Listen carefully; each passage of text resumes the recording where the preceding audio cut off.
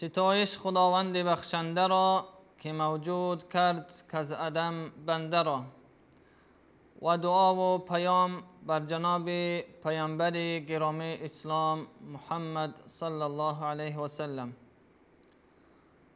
انشاءالله امروز صحبت کوتاه در اطراف فضیلت اصحاب پیامبر خواهیم کرد و هر نفر من و شما دانسته باشیم که اصحاب پیامبر گرامی اسلام کدام خدمت‌های را برای امت انجام دادند و چه مقدار فضیلت و منزلت را دارا هستند.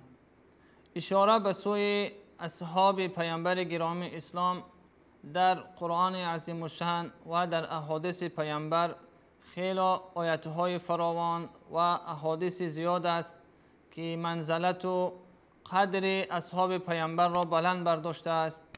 یکی از آیات‌هایی که الله مهربان در فضیلت اصحاب پیامبر اشاره می‌کند این هم در سوره توبه است که الله جل جلاله می‌فرماید والسابقون الاولون من المهاجرین والأنصار والذين اتبعوهم بإحسان رضي الله عنهم ورضوا عنه وأعد لهم جنات تجري تحتها الأنهار خالدين فيها أبدا ذلك الفوز العظيم.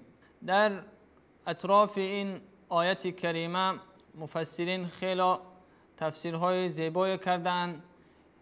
به این معناست این آیت کریمه که الله مهربان مهاجرین را و انصار را قدرشان را در این آیت بلند کرده و اشاره به این دارد که الله مهربان از اینها خوشنود است. خیلی یک پیام بزرگ است. از این دیده پیام بزرگتر وعده بزرگتر دیده نمی شود که خداوند خوشنودی خود را از یک طایفه یا که از یک نفر بیان می سازد. یعنی خداوند دارد وعده می کند که الله خودش ذات الله جل جلاله خوشنود است از این طایفه مردم. و در این آیت اشاره بر مهاجرین است. دانسته باشیم که مهاجرین کسانی هستند که در مکه مکرمه زندگی می کردند و زمانی که پیامبر گرامی اسلام بعثت خود را بیان ساخت، پیامبر بودن خود را آشکار ساخت، اولین نفرانی که با او همراه شدند از همین اهل مکه مکرمه بودند که خداوند آنها را مهاجر نامید به آن خاطر که آنها مالهای خود را ترک ساختند. حتی بعضی از صحابگان گرام اهل و عائله خود را ترک ساختند و هجرت کردند به سوی حبشستان و به سوی مدینه. به این خاطر که آنها مهاجر شدند خداوند آنها را نام گذاشت مهاجر. و دوم طایفه که در این آیت کریمه اشاره می شود خداوند انصار را نامید. انصار کسانی هستند که مهاجرین را و پیامبر گرامی اسلام را نصرت دادند، دستگیری کردند. به این خاطر الله مهربان آنها را نامید انصار. و از این دو طایفه نفران که در این داخل اینها همه صحابگان پیامبر گرامی اسلام داخل می شوند. مهاجرین هم از اصحاب پیامبران، اهل انصار هم اهل مدینه هم. خداوند از این دو طایفه اعلان می دارد که رضی الله عنهم و رضوا عنه، خوشنود بودن خود را خداوند بر این دو طایفه انسان، دو طایفه مردم اهل مکه و مدینه اعلان می سازد.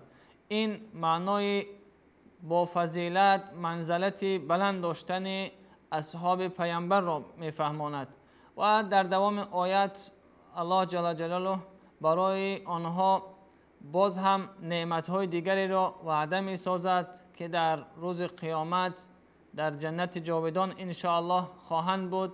و می فرماید و اعد لهم جنات، خداوند برای آنها آماده ساخته است جنت‌هایی را که در زیر آنها جوی‌های هست. و اصحاب پیامبر این نفرانی که مهاجر به خاطر خدا هجرت کردند و اون نفرانی که اهل مدینه اینها را نصرت دادند، دین خدا را نصرت دادند، از این جنت جاودان استفاده خواهند کرد.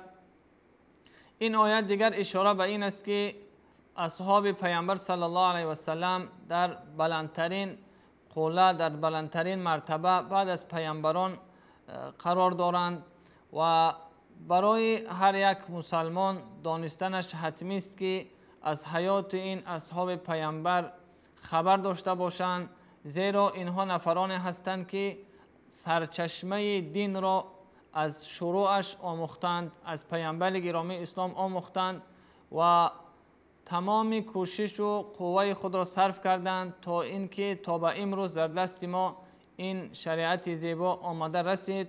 اول شده اینها بودند که این دین خداوند را آموختند و بر دیگران آموزاندند. انشاءالله در صحبت‌های بعدی در اطراف باز هم فضیلت اصحاب پیامبر از احادیث پیامبر گرامی اسلام خواهد بود و وظیفه هر یک خود شماریده باشیم که از حیات و از زندگی اصحاب پیامبر برای خود و برای فرزندهای خود آموخته باشیم، از فضیلت آنها، از آن خدمت‌هایی که آنها برای این دین خداوند کردند، تا اینکه به مانند آنها اگر ما شدیم، یک مقداری هم اگر پیرو از آنها شدیم، حتما که این پیروی از دین خواهد بود و راه نجات خواهد بود که هر نفر میتواند به واسطه این اصحاب پیامبر گرامی اسلام به جنت راهسپار شده باشد، راه جنت را یافته باشد. یک و یک شما را به الله جبار می سپارم. السلام علیکم و رحمت الله.